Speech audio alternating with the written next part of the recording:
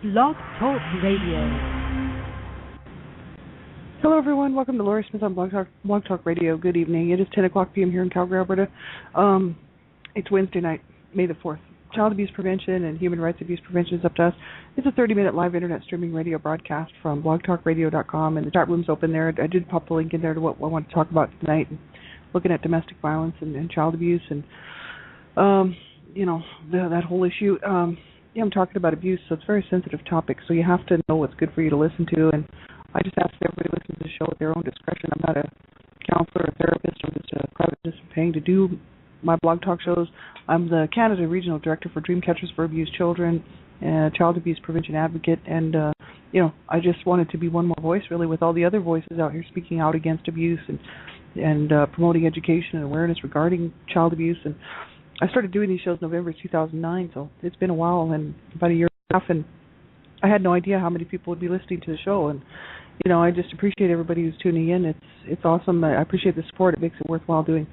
And I know so many people who listen to my show really are advocates themselves, and or therapists or counselors or psychotherapists and whatnot. And I just appreciate you taking the time to listen to what I have to say about child abuse and child abuse prevention and the whole thing. So you have to listen at your own discretion to all of my shows. I say this on every show because, abuse is a sensitive topic, and some people might find it makes them uncomfortable, right? And so ultimately you have to know what's good for you to listen to at the show. If it's just this type of material or this type of topic would bother you, you have to turn the show off. It is your discretion. And young people under the age of 18, I just ask that you have permission to listen to any of my shows and all of my shows, because I'm talking about a lot of adult content, stuff that is for mature, adults. And so I just think that young people should have someone listen to the show with them to make sure that it's age appropriate for you, right? And so let's get right into because I believe in protecting children at all times. We're trying to save children's lives is what we're doing. Dreamcatchers for Abused Children, 501c3 not-for-profit organization out of Michigan in the United States, headed up by founder Sandra Potter and President Donna Shear and a whole lot of other awesome people. We're all volunteers, and we're doing what we can, to get the word out regarding child abuse prevention, protection of children's rights. And children, you have rights. You have the right to protection. And so you need to keep yourself safe, and you need to know how to do that. If you haven't found that information out, how to keep yourself safe when you're online and on the Internet, get that information and learn it, It's very important. The FBI and ICAC and lots of groups are out there trying to make this world a safer place for children. There's a whole lot of people out there trying to do this, trying to help keep children safe, but you have to do your part. So, get online and type into your browser internet safety, online safety for children, things like this.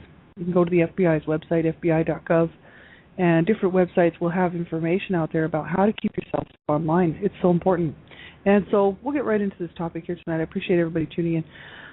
This is it's an article that I found on the Child Welfare Information Gateway, www.childwelfare.gov, and it's under the publications, and it's domestic violence and child abuse. And I'll give you the title.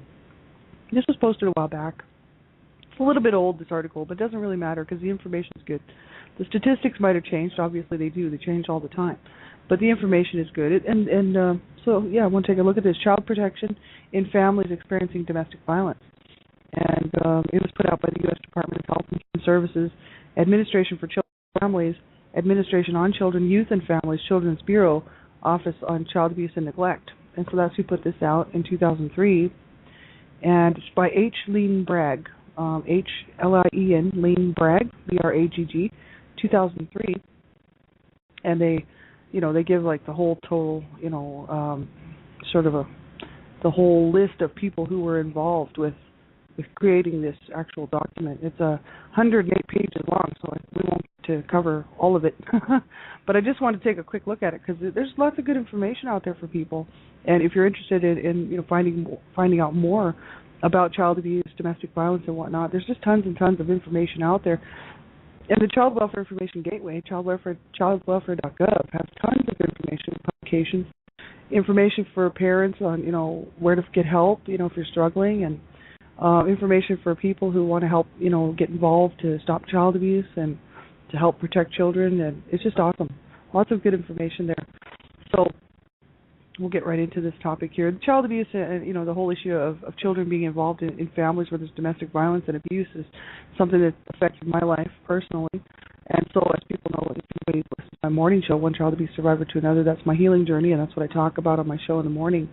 But there's lots and lots of children who the abuse may not be being directly directed to the children or towards the children. It may be that they're just witnessing the violence, witnessing the abuse in the home, or they may know about it. They may be in the bedroom, upset because their parents or their caregivers are fighting out in the living room or the kitchen, and it's a scary thing for a child to grow up in that situation. I know I grew up in that, so I know what this is all about, and I experienced it only secondhand, because I was never in a domestic violence situation myself where my own intimate partner, would abuse me. I've never been in that situation. Just a secondhand victim of domestic violence.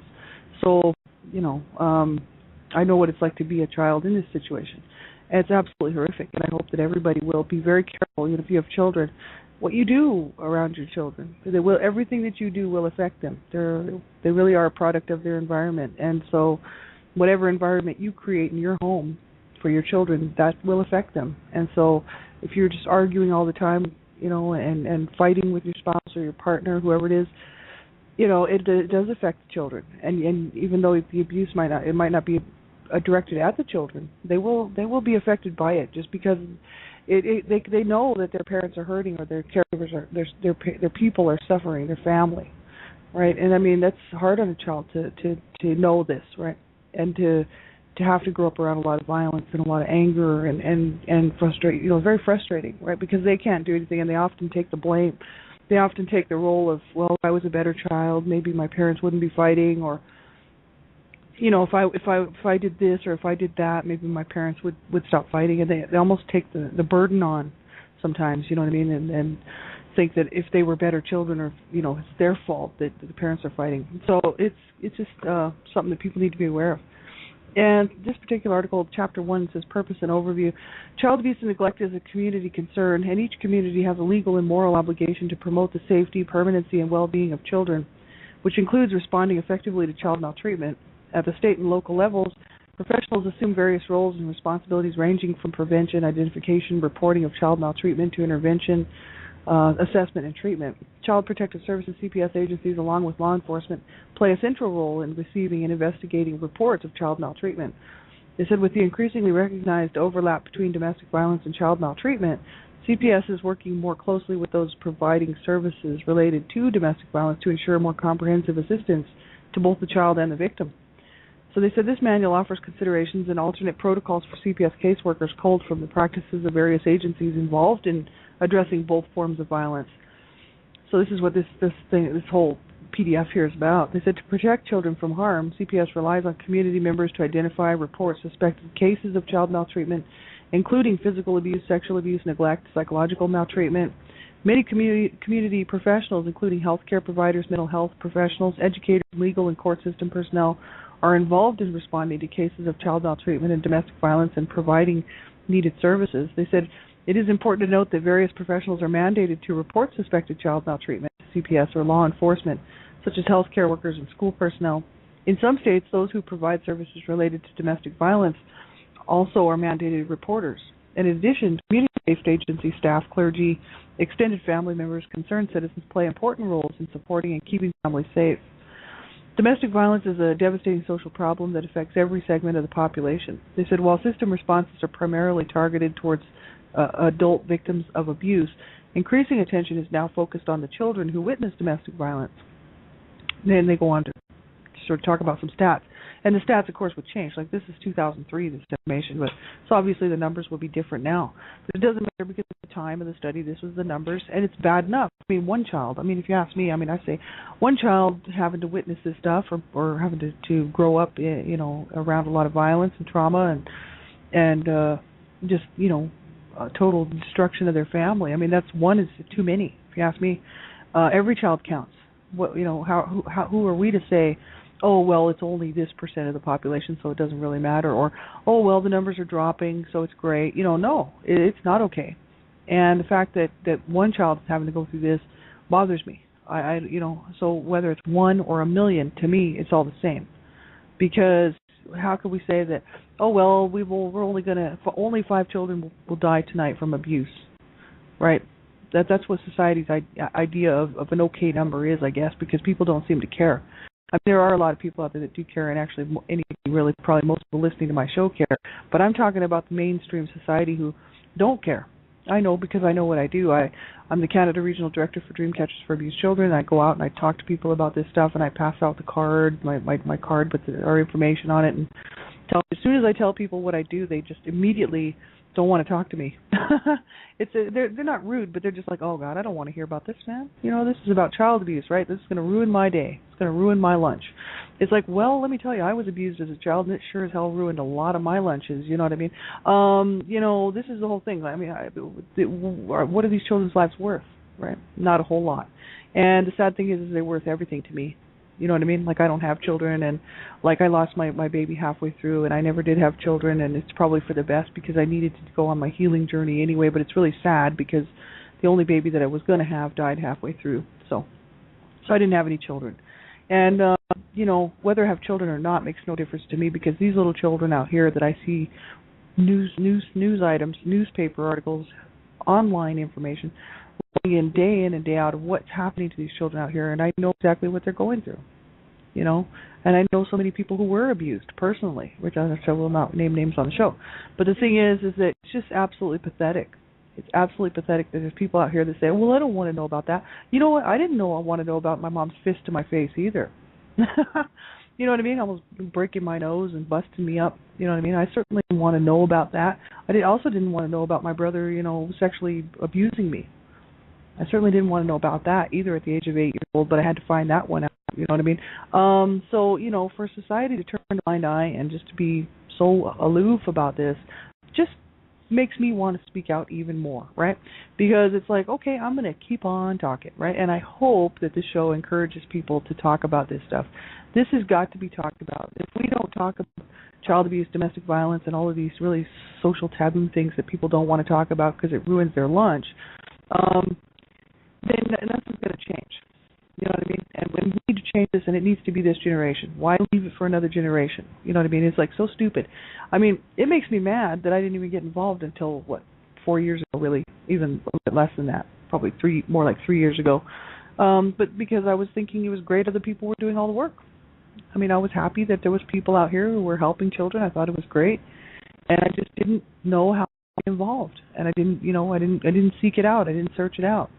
Until one day I saw something on TV that really bothered me, and I was like, I can no longer sit on the sidelines any longer, knowing what I know, having been through what I've been through, knowing what happened to my family, my mother, my siblings, myself, you know, and knowing what's happening to other people around the world and in my own country and my own town, and sit on the sidelines anymore. I have to get involved. So that's what happened. But I guess we all have to get involved at our own appropriate, times.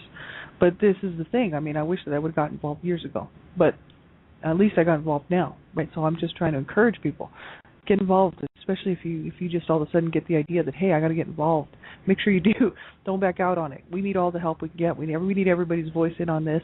And we need everybody's willingness just to spread the word and start talking about this stuff. Because whether people talk about a child being raped by their father or their mother or their grandparent or their sister or the brother or somebody, whether we talk about it or not doesn't change the fact that it's not happening, right? And whether we don't want to talk about somebody who beats their children, beats their kids on a regular basis and causing bodily harm and psychological damage and everything else, and abuses their children, doesn't mean that it's not happening, right? So we can all, just pretend that this stuff isn't happening, but it's happening. And so the whole issue is that the more people talking about it, the more the more will be done. The more noise we make, the more will be done. There'll be more funding. There'll be more programs. There'll be more education in the schools. There'll be more money put towards finding the real answers to some of these problems that we have right now, which are children slipping through the cracks, being left in homes where there's abuse, and they know because they've already had reports made that the child's being abused, and then they don't remove the child, and then the child ends up dead. These type of things. Like, we really need answers, and we need something done. we need for people to stop abusing their children is what it is. I think there's a whole lot of people picking on CPS and DHS, and I'm all for them. I support them 100%. You know what I mean? And people would say, well, why? They left you in the home, you know what I mean? Because if they weren't out here doing what they were doing, you know how many children would be dead right now? Let's be honest. Let's get real. Like, it's not a perfect system. And that's what I'm talking about. That's why I'm doing these shows, because it's not a perfect system. It needs help. It needs work, and running these people down isn't going to help anything. You know what I mean? Like, we all need to sit around and we need to get some think tanks going and get some real good ideas and get some people with some education in there to get these ideas going and get them the ones that we know, because they already know. There's been studies done. I read, study all this stuff, right? So this is the thing, and there's been articles that have been coming out, periodically, and they talk about the success rates of some of these programs that do work. They're proven to work. They've ran them over a period of many years in one county, one district, and 200 kids had a great life because there was no more abuse. The family stayed together. It was great.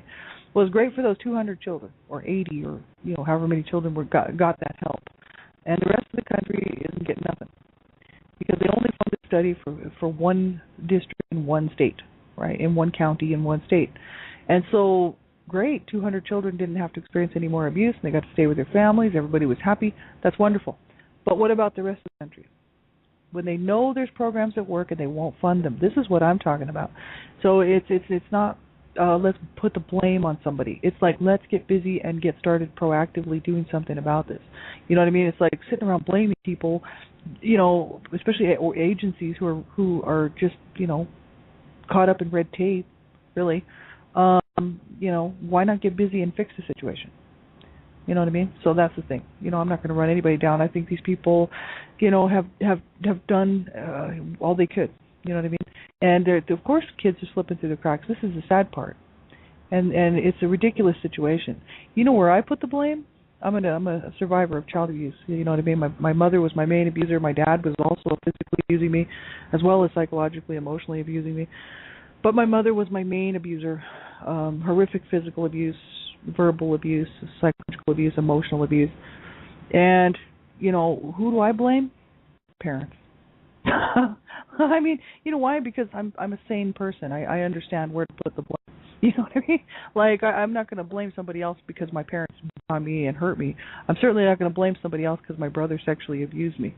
You know what I mean? You got to put the blame where it goes, and we got to put the blame on the offending people who are abusing children. That's where the blame goes. But we got a system that isn't working. So what are we going to do? Sit around and gripe and complain and blame the system because people are abusing their children? That's ridiculous. That is absolutely ludicrous. So, no, I don't support that stuff. And, what I do support is people being honest and real about the situation and taking a good, honest look at what's actually going on out there. And we know that some children are removed in error. I wouldn't doubt it. Because there's a lot of problems with honesty. You have two parents who are trying to win custody over their child. They start blaming the other one. Oh, it was the mother abusing the children. Falsify records, get the child. And of course the mother was innocent. But the circumstances say that she wasn't, so the child's removed and sent to be with the other guy whether vice versa, the mother, whoever was is the actual abuser. Really sad. Does happen. Whose fault is it? The offending parent, not CPS. I tell you that. So, the issue is that people have to stop abusing children. And if people would stop abusing children, CPS could go home and they could all just sit down and go do something else. DHS and all these other child protective services. If people would stop abusing their children, I could go on and do something else. See what I'm saying? The reason why we're doing what we're doing is because people are abusing children, whether it's their own or somebody else's. This is all there is to it. And so for people to sit there and blame, they're putting the blame where it doesn't really belong. The blame needs to go to the abuser and the person who's doing the actual abusing. That's where the blame goes. That's who we need to target. We need to target the real people who are the real problem, and that's people who are killing and abusing and maiming children, whether it's their own or somebody else's. And actually using their children, other people's children, is just absolutely ridiculous. But I get really tired of people putting the blame where it doesn't really go. It goes on the parents. Be like me. Oh, well, I'm just going to blame everybody else for my abuse, even though it was my mother, who chose to do what she did to me. It was my dad who chose to do what he did to me. Their fault. right? The blame lays on them. And people say, well, maybe they were just mentally ill. Well, they were. Too bad. The blame still goes on them because they were abused as children, and they used to cry, "Oh, I was abused as a child," and then they would want to abuse us. So they knew. No, they knew. They had enough sense to know. They didn't beat up on the neighbors, and they didn't beat up on the neighbors' children either. They were very good to the neighbors' children. They just were not good to their own children. So there you go. They knew right from wrong, whether they had mental issues or not. Their stuff was all psychological stuff. Very, very sad, right? And people would say, well, maybe they just didn't know any better. Well, I don't care. That's still not an excuse. You're abused as a child. You don't go and abuse a child just because you were abused as a child. I mean, that's absolutely ridiculous. So, no, blame has to be put where it goes, and it's on the abuser. It's on the offending person who's actually doing the crime, because child abuse is a crime. Child abuse of any kind is a crime. And so, the criminals really are the people who are perpetrating the crime, and that is the parents or whoever is getting a hold of these children and abusing them, right? So they said domestic violence is a devastating social problem, right? And it affects every segment of the population. Studies estimate that 10 to 20% of children are at risk for exposure to domestic violence, and this was back in 2003. So the stats have probably changed a little bit. Research maybe a little higher, maybe a little lower. I just wanted to read out some of this information here. Research also indicates children exposed to domestic violence are at an increased risk of being abused or neglected, and that a majority of studies reveal that there are adult and child victims in 30 to 60% of families who experience domestic violence. And that's just a fact. And the reason this is really, I really want to bring this out is because my parents were very abusive towards each other. There was a lot of domestic violence and abuse in our home, and of course it just spilled out. They were also abusing their children, because my brothers would be trying to get my dad to stop abusing my mom, and then because my dad was attacking my mom, then he would attack my brothers, and beat up on my brothers for trying to help my mother. And I saw this, so I grew up trying to protect my mom too, and at the age of 9 took a bat to my dad's head, and then of course I got beaten for that because I was trying to protect my mother, right? But then my mother was my main abuser, so then, did it really help the situation with me, with my mother? Not really, didn't do anything, because after that she was even more abusive towards me, right? Just really sick and twisted people, really. Very sad. This is the issues are, and what they want to really address is the overlap between child maltreatment and domestic violence, the basics of domestic violence, modifying child protection practice with families experiencing domestic violence, enhancing caseworker safety and support in child protection cases involving domestic violence, and building collaborative responses for families experiencing domestic violence. This is what this whole study was really all about. They said various terms are used within the field and throughout communities to describe domestic violence and the individuals involved. Some commonly used terms suggest all perpetrators of domestic violence are male and all victims are female. And they said, while this type of terminology reflects the majority of the cases, it certainly is not always true. And terms commonly used in the field include, and they list them off. That's very true, because men are victims of domestic violence too, whether people want to believe it or not. It happened in my family. One of my sisters was very abusive physically to her husband, and her husband loved her. You know what I mean? But she was brought up by my mother. She was brought up in the same home I was. She was treated the same as I was. She was brought up, being abused, and so she just took that role on that she would be the abuser. She would never let. So she got married and probably said to herself, I wouldn't doubt, no one's going to push me around now that I'm married and I'm the adult. I'll be the one to be the abuser, which is kind of the role that my mother took on too, because my mother was abused as a child too. So, just a big cycle of violence and abuse passed right on generation to another, right? And so it's not always just women being abused, but the majority is women, but they don't even know how many men are being abused out there because they generally don't report it because of the social shames of, people saying, well, can't you control your woman? That old, way of thinking, which is ridiculous, because then, if a man actually tries to protect himself from a partner, then in any way, he's brought up on charges. Because, any time they would try to protect themselves and they have to stop or restrain someone from trying to hurt them, then they're brought up on charges for that. And so, they're not even allowed to protect themselves. So it's really a bad situation. I've actually witnessed women beating on their husbands personally. My mother used to bash my dad in the head with lamps and any heavy objects she could find, throwing hot plates of food at him and, hot bowls of soup and stuff, and shoving chairs at him and just being really violent towards him, and because he was abusing her, so she was just kind of getting back at him. But both my parents, it takes two to tango. Both my parents were very much abusive towards each other. But I think my mother was really fighting back because my dad was abusing her when they were very first married, and I realized like my mother was abused as a child, so she got out of that home and got married and married this man who abused her from day one. I mean, he was abusing her probably before they were even married. I don't even know why she married him, but probably to get away from her mother, who was a horrible, cruel, murderous woman who murdered her own son, my uncle. But anyway, so yeah, just a bunch of sick and twisted people, I tell you that. So, you know, it's not always just women being abused, but a lot of people like to think that, and I think it's because they're mad at somebody they knew who abused their mother or abused somebody they knew. It's not always the case. I've seen women batter their boyfriends and batter their husbands, and then of course the guy can't protect himself because if he does, they're brought up on charges, right? And then the woman goes free, and she's like, haha, you know what I mean? But it's not good because sometimes women provoke this stuff. I've actually seen it firsthand. I've never done it, but I've seen people. I mean, I had issues with my sweetheart when we first got together because I was mimicking my mother's behaviors.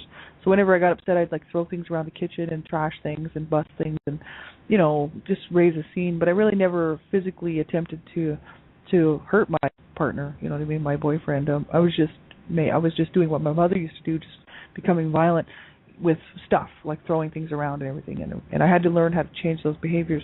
A lot of this stuff is learned behaviors. People see this stuff, they grow up in it, and then they carry it on into their own adult lives. Even, you know, they've done studies and they found that even children who were not abused in a situation where there was domestic violence and they were just in the bedroom or they were somewhere in the house hearing the fighting and they sort of seeing the aftermath of the fighting, that type of violence and being brought up around that, they quite often take that into their own lives, and so they'll behave that way to their wives or their husbands, right? Boyfriends, girlfriends, right?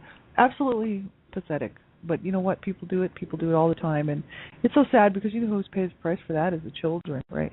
And it's not a good way to grow up. So domestic violence, some of the names that you hear is adult domestic violence, family violence, intimate partner violence, domestic abuse, partner violence, partner abuse, violence against women, battering, victim, abuse victim, female, abused woman, battered woman. You know, these are just terms that people will use. They said the overlap between child maltreatment and domestic violence. And they said over the past few decades there has been growing awareness of the co-occurrence of domestic violence and child maltreatment.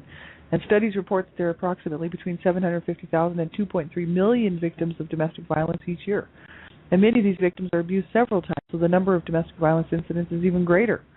And according to a national study by the U.S. Department of Health and Human Services, approximately 903,000 children were identified by CPS as victims of abuse or neglect in 2001. Increasingly, service providers and researchers have recognized that some of these adult and child victims are from the same families. So research suggests that an estimated 30 to 60% of the families where either domestic violence or child maltreatment is defined, it is likely that both forms of abuse exist. Right? 30 to 60%. I mean, that is a harsh number, but we know it happens, and it's very, very sad. You know what I mean? Children just shouldn't be having to deal with this stuff because parents can't get their stuff together, or caregivers, or whoever is raising the child. You know, it's very sad. I would like to just, you know, promote that people, you know, if you have children and you're bringing up your children in this type of environment, you know, that you wouldn't do that, and that you would get some help for yourself and for your child. You know what I mean? Or for your children, for your family, right? Because you owe that to your children. You know what I mean? And they're counting on you to make the right choices for them and to do the right thing by them. They may not realize it because they're just too young, but later on they will realize it. And, you know, it's so important that people do stop thinking about their own garbage for a little while and start paying attention to their children and what they're doing to their children just by their behaviors around the house. You know, violence and a lot of garbage. And, you know, we really need to change this situation for children out here. There's so many children witness violence and witness domestic abuse and whatnot, and you know, and then what we expect them to be able to raise children healthfully in a healthy environment themselves. You know what I mean? It's kind of asking a bit much, but everything that people do will have an effect on children. So you want to bring up your children in a healthy home. You know what I mean? And of course, normal people do argue, but there's a difference between arguing and abuse, right? There's healthy ways to express our stuff that we need to get across, right, without hurting our children or hurting our spouses and partners, right? So we'll continue with this. Maybe we'll take another look at this on Friday. We'll see. I'll be back on tomorrow morning, One Child Abuse Survivor to Another, and then Dreamcatchers Talk Radio, of course, tomorrow night is our teen education night with Star. I'll be on there with Star. It'll be great. And then we have Friday, we're going to be on doing the child abuse headlines, but I'll be back on Friday morning here as well. One Child Abuse Survivor to Another. Have a great night, everybody. Thanks for tuning in. I appreciate it. Take good care of yourselves.